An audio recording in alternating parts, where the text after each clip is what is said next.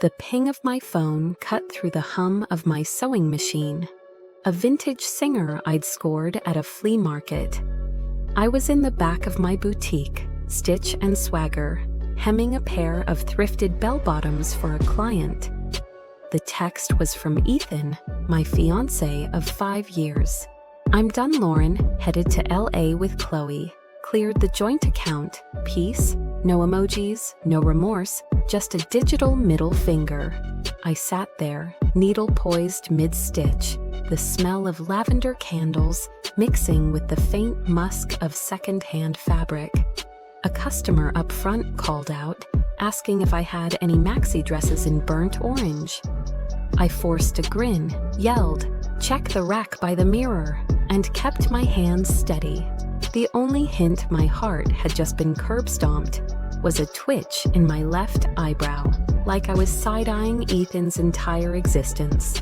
I'm Lauren, 32, and I just got yeeted out of my own love story.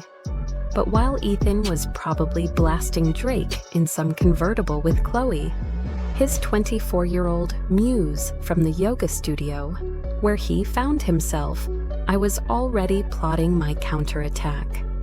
The red flags had been screaming for months. His new obsession with NFT investments, the way he'd angle his phone away when texting, the sudden switch to skinny jeans that screamed midlife crisis louder than a Tesla in a trailer park. 2 months ago, I'd found a receipt for a rooftop bar in Seattle, dated for a night he'd claimed to be crashing at a buddy's. That same evening, I'd opened a private savings account at a credit union downtown. When Ethan pushed to consolidate our finances last month, I played dumb, funneling just enough into our joint account to keep him chill. The rest tucked away, along with a Google Drive folder of every shady Venmo payment he'd made to Chloe Yogi for smoothies. I finished the hem, locked up Stitch and Swagger at 8 p.m., and flipped off the neon sign that read, "Slay Your Way." My boutique was my soul, built from years of thrifting, upcycling, and turning vintage finds into curated drip. Ethan called it my side hustle, but it paid our bills while his freelance graphic design gigs barely covered his oat milk lattes.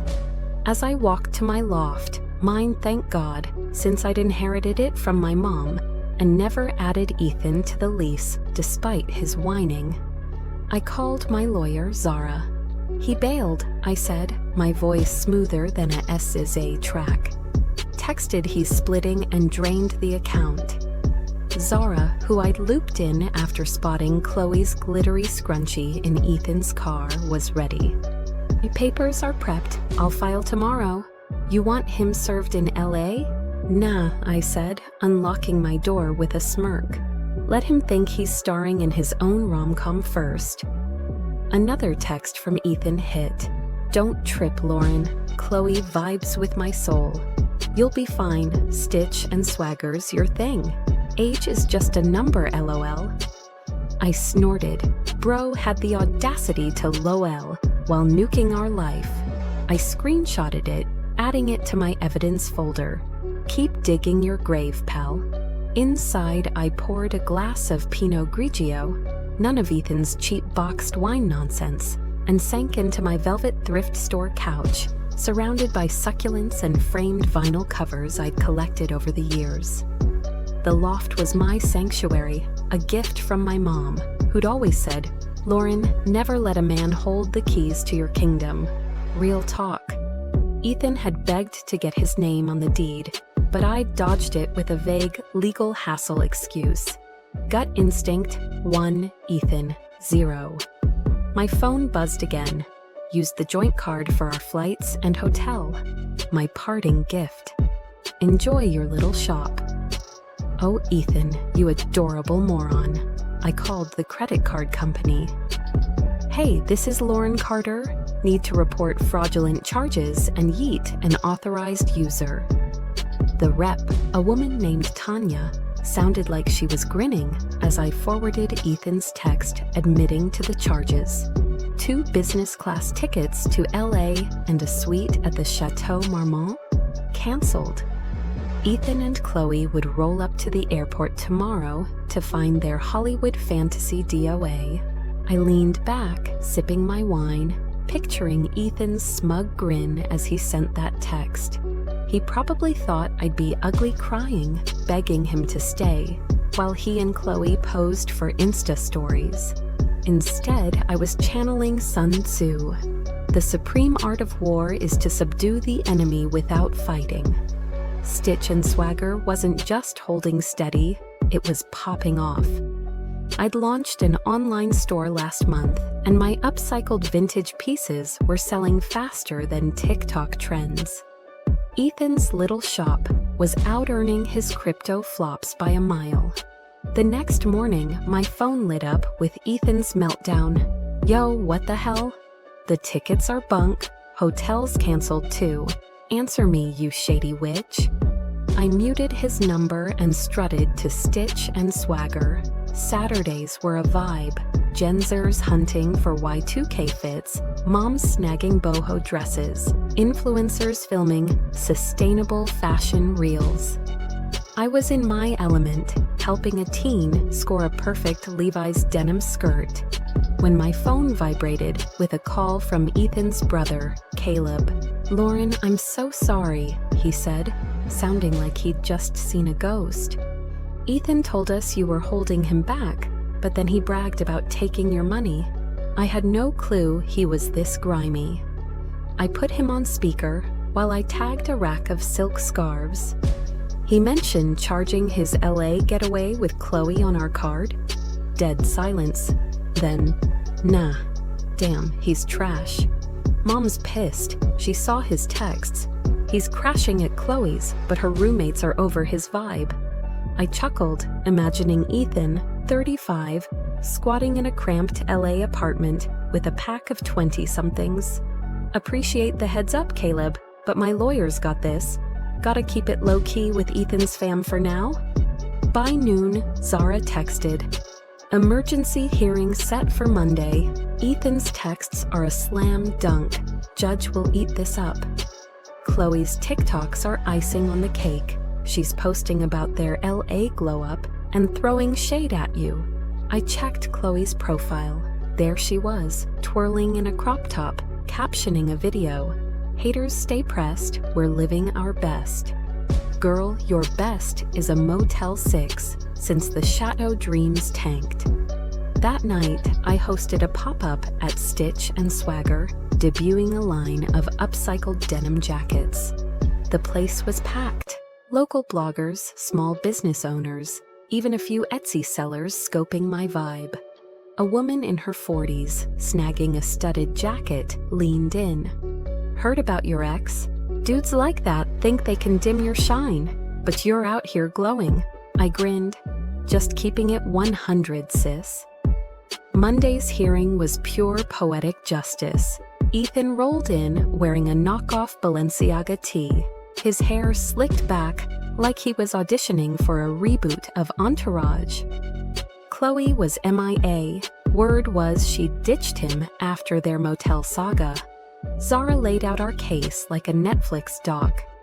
Ethan's texts admitting to draining the account, the fraudulent charges, 6 months of sketchy Venmo payments to Chloe Yogi. I'd tracked every cent, from his client dinners to his NFT investments that vanished faster than his loyalty. Ethan's lawyer, a budget Vince Vaughn type, tried to spin it. My client made rash decisions, but Ms. Carter's actions, canceling cards, freezing accounts, were petty and calculated. Zara didn't flinch. Strategic, not petty, Lauren protected her assets while Ethan committed financial fraud. She slid the judge my screenshots, including Ethan's parting gift gem. The judge, a woman with Michelle Obama-level gravitas, fixed Ethan with a stare. "You texted your fiancée about taking joint funds and mocked her age? Now you're claiming a stake in her business, which records show she built solo?" Ethan mumbled something about inspiring Stitch and Swagger. the judge shut it down. Inspiration doesn't grant you ownership of separate assets. All joint accounts are frozen. You'll repay what you took within 48 hours. It's gone, Ethan blurted, then shrank under her glare. Then get creative, she snapped. And Mr. Walsh, using shared cards for your adventure, not a winning move. I left the courthouse, my platform docs clicking like a boss, feeling like Tony Stark after building the Iron Man suit. Ethan thought he'd scripted my downfall, but I was directing my own blockbuster. The weeks that followed were a whirlwind. Stitch and Swagger blew up, partly from the tea spilling around town, partly because people stan a comeback queen. Women started flocking to the boutique, copying statement pieces and swapping stories of their own trash exes. My man tried that too, one said, grabbing a reworked Chanel blazer. Thought he'd get half my bakery. Joke's on him, I had receipts. Ethan, meanwhile, was free-falling. Caleb texted that he'd maxed out his personal cards, and Chloe had bounced after he tried to borrow her rent cash. His design gigs dried up. Clients don't vibe with dudes who ghost their fiancés. He even hit up mutual friends for loans, spinning a sob story about how I'd sabotaged him. They sent me screenshots, and I forwarded them to Zara. Keep it coming, bro, Zara called with an update. Ethan's claiming he co-founded Stitch and Swagger. Zero proof. Your LLC is ironclad. Also, Chloe's posting about toxic exes now. Guess who's single? I laughed, picturing Ethan alone in some dive bar, still chasing his big break. He'd once quoted Kanye, saying he was a visionary. More like a visionary for bad decisions. 3 months post-hearing, I opened a second, Stitch and Swagger, in a hip arts district. The grand opening was lit. Live DJ, free kombucha, a line snaking around the block. A local mag ran a feature, not about Ethan's betrayal, but about how I turned a thrift shop into a cultural vibe. Lauren Carter's Stitch and Swagger isn't just a boutique, the article read. It's a beacon of female empowerment, proving women can rise from ashes to empires. Ethan's mom called that week, her voice shaky. I raised him better, Lauren. He's couch surfing in LA, still blaming you. Your new store's stunning. I'm so sorry. I kept it cool but distant. Thanks, Diane, but I'm focused on what's next. Her guilt wasn't my baggage. 6 months later, Stitch and Swagger was a full-on brand. I launched a YouTube channel, dropping vids on upcycling hacks and how to spot vintage gold. My subscriber count skyrocketed, and brands like Levi's and Urban Outfitters slid into my DMs for collabs. Ethan, per Caleb, was slinging smoothies at a strip mall, still posting cringy reels about grinding. His bio read Creative Soul, but the comments roasted him. Bro, you fumbled a legend. Ouch. At a women's entrepreneurship summit the next year, I spoke on a panel about protecting your hustle. A young woman asked, "My boyfriend wants to merge our bank accounts, but my gut's screaming no. Am I tripping?" I leaned into the mic, channeling a bit of Machiavelli.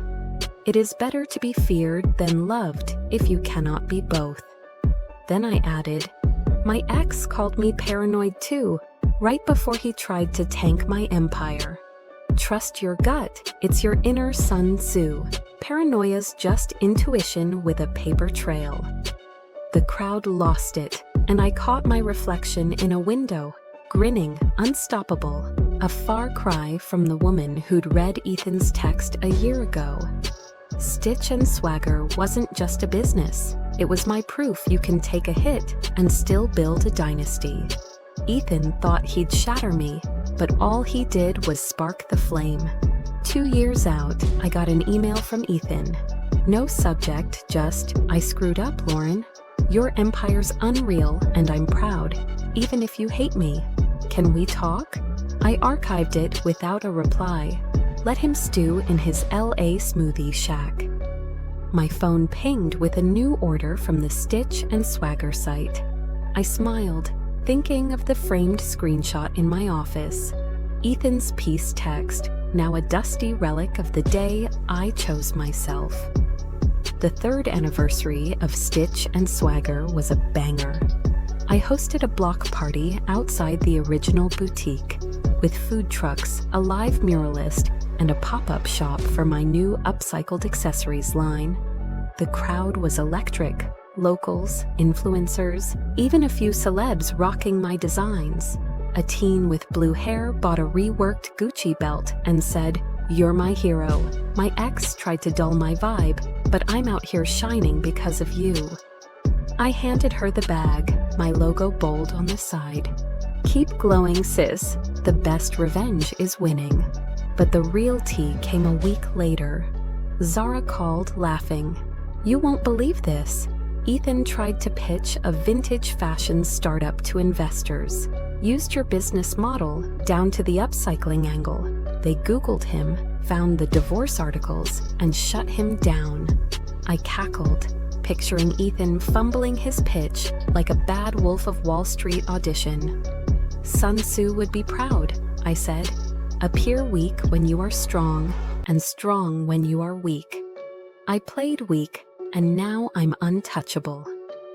The boutique chain grew to 5 locations, each a testament to what women can build when they stop dimming their light for insecure men.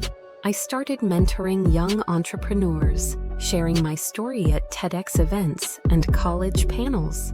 Protect your assets, I'd say, and never underestimate the power of receipts. My YouTube channel hit 500,000 subscribers, with brands begging for sponsorships.